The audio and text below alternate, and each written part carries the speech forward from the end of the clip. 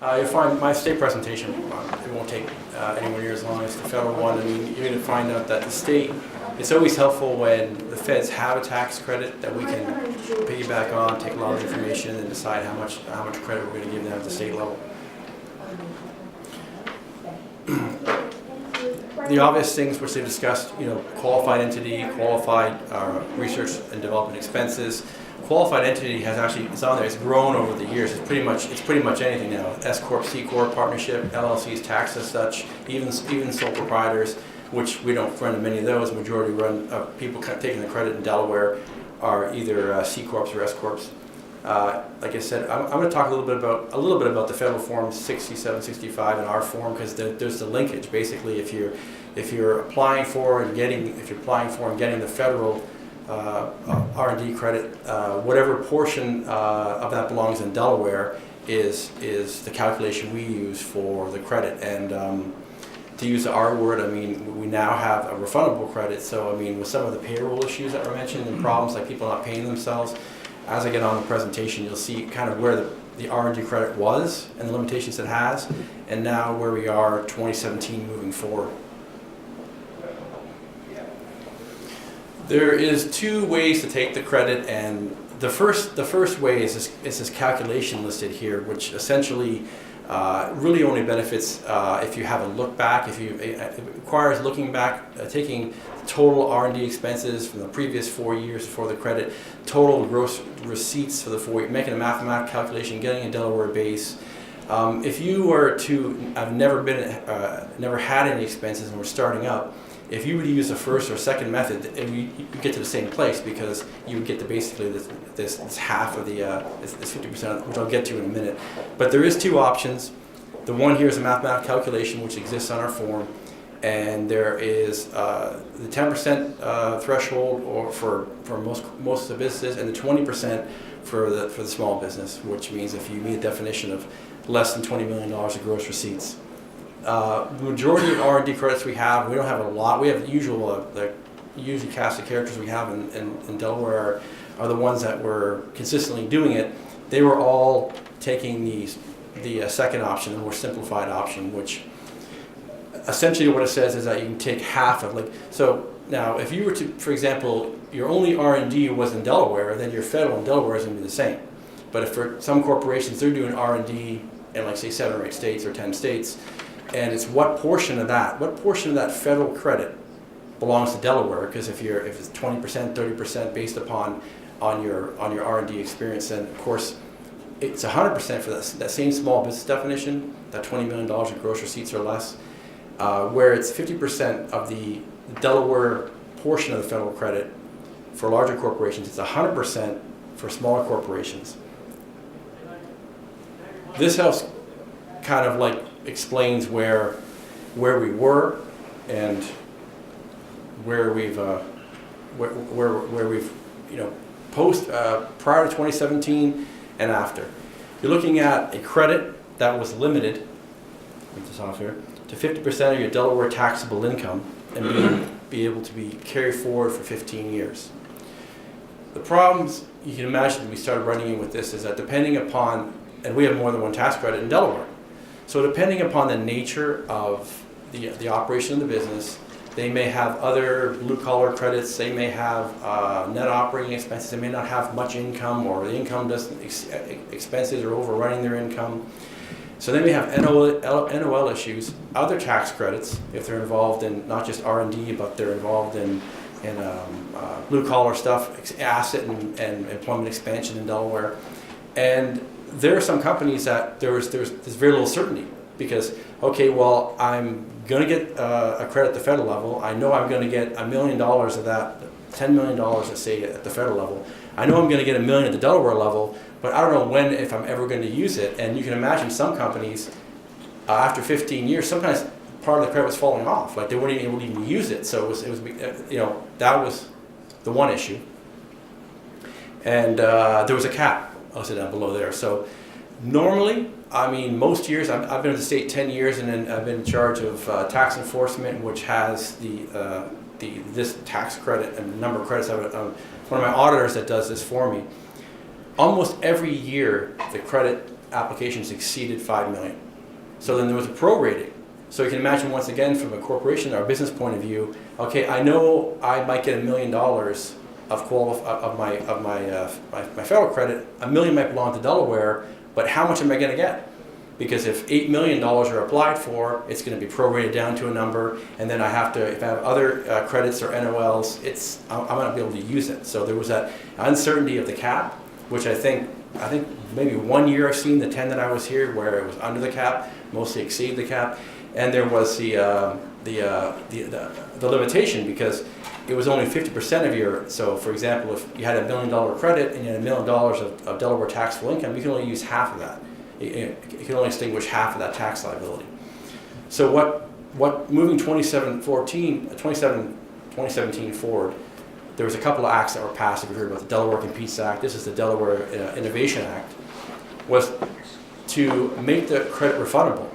So right there now, and also it takes the cap off. So now there's certainty. So think about how before you think, well, yeah, I wouldn't mind investing in R&D. If I can be in Delaware or I could be somewhere else, I could be, well, yeah, I have R&Ds going on in 6 or 7 states. Where would I get the most, tax advantage for doing that? And all that uncertainty that was there before is now gone. For example, if you know that you're going to get a $10 million federal credit, and you know that if you do the R&D in Delaware, you're going to get $1 million of that in Delaware, it can be $1 million refund check at the income tax level, because it doesn't matter whether you have any Delaware taxable income. Now that's refundable, and also with no cap. So now you have to worry about it being prorated, like how much am I going to get? There's more certainty now if you decide to say, I want to expand and do more R&D in Delaware. So those two things, as you can imagine, were very popular for the business community, because I believe that certainty, opposed to other states, allows you to say, okay, well, I know that if I do this in Delaware, I'm going to get X, either as a reduction in tax or a refund check.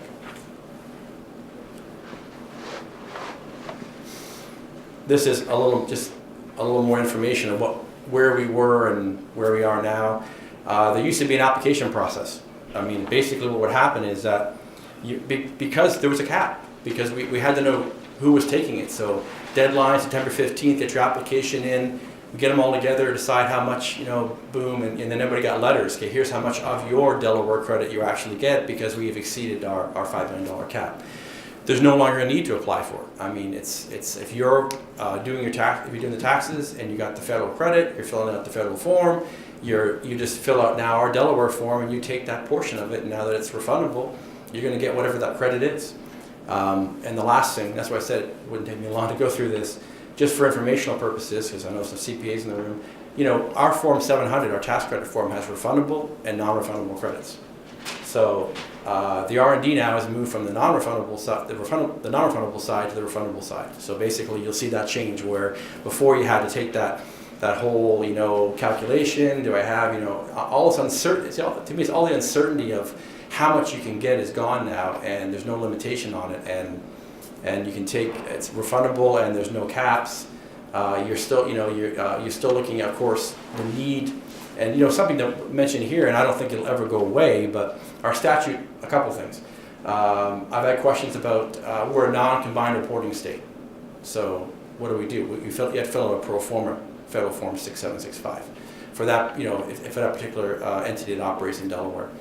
What if our statute actually says that if the federal credit was to no longer exist, it still exists in Delaware? So what would we do then? Is we would use the last known form or the last known statute at the federal level as it existed and continue to offer that credit. So I don't suspect that it's not going to exist at the federal level, but if it ever did, it still continues in Delaware. You can still make those calculations at the federal and then state level, and then get that credit at the state level too, which is questions I've gotten about before sometimes too. So I think that's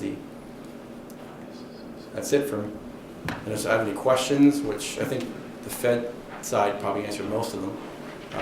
We're looking for, like I said, simplicity, trying to get more certainty and being able to invest here, and knowing that it's not because you're filing an income tax return of some sort, you don't have to pay tax. You just, because it's refundable now, you'll get that whatever your qualified portion of that credit. I had this question, and you probably make you laugh. So you get you get half of the federal credit. No.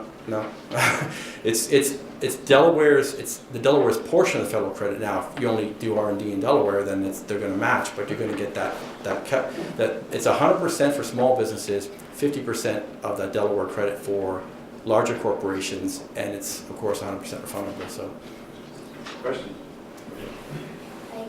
Can you highlight the differences between Delaware tax policy versus the neighboring states, say Pennsylvania, in terms of the credits? Because I'm not quite clear on why it's better. Well, I can't, right? I mean, I wouldn't know. I mean, I have to look at the other states. I know that I think some of them are probably going to similar things. I'm not sure that they're all there yet. I mean, if you, I don't know off the top of my head what the newest. Many of them are not refundable. Yeah. And simplicity that Michael talked about. More complicated, not necessarily refundable. This is a very pro-innovation state, and I think the state's done a great job to make it simple, clean, connected to the Fed program, and do your R&D in Delaware. That's the message. Yeah, basically. Yes. What's the definition of small and large? Same as federal? It's in our statute. It's less than $20 million of gross receipts. So if you have that look back period, and I think there's different definitions in the statute of a look back of three-year average or just the previous year. But you look at, it's less than $20 million of gross receipts. So that's where they get that advantage. Yes. And does it also have a age of the company component to it as a federal? I said, for example, the startup credit, the federal startup credit is limited to companies that are less than 5 years old. There's no age, no age, Okay. no age limitations. Yes, sir. Who was the Senator Coons of the state who championed this change in the state? Would you know that? I mean, I have a copy of the bill somewhere. I know there'd be a number I don't know that. a number of supporters on that A bill. lot of people, that's the point, Michael. That was really bipartisan support. I don't know who actually put the legislation in. Bob, do you know by any chance? I don't know. I don't remember. Did that happen at the same time they went single factor? They were pretty close. There was the Delaware Competes Act and then the Delaware Innovation Act, and I think they were signed into law pretty quick. Some were back maybe in March of 2016. Delaware Competes Act did a number of things. Now that I'm here to talk about it, including changing thresholds for filing requirements for which mostly affect small businesses. The need to get small businesses, I mean, that hadn't been changed in so many years that maybe 20, 30 years. So withholding, and maybe a mom and pop shop who has 4 or 5 employees started to file withholding as frequently as the DuPont. So all of a sudden it's like, well, wait, we got to change some thresholds. So there was less for gross receipts as well as withholding, and then single factor apportionment for corporations. The biggest thing came out of that. So that's, if my parent company's outside of Delaware, my sub's in Delaware, my sub's under $20 million, but my parent company's under that. But if I'm doing my sub's doing R&D in Delaware, what's the situation? It sounds to me, well, I guess the question is, are we talking about, like you described, I mean, is a sub, it sounds to me like it might be in a pro forma situation where that sub is filing a pro forma return. It has the R&D section of that is doing, so, you know, maybe you're filing a consolidated R&D form at the parent corporation, but you're filing a pro forma one at the sub level, which obviously has an nexus in Delaware, and you're meeting that small definition. So it'd be 100%. That's what it sounds like based on what you're telling me. That's what we did.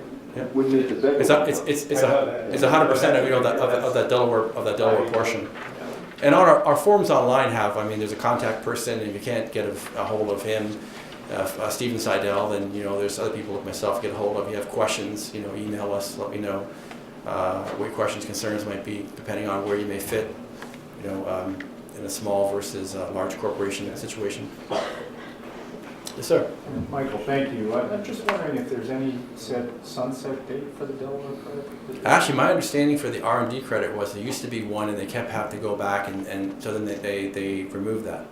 You know, basically they kept, you know, say it was kick it 5-10 years down the road, kick it 5-10 years down the road. Then everyone said, well, let's just take it out, and then if we want to sunset it, then we'll just go back and sunset it. So it's there until law's changed. Okay, thank you very much, All right. Michael.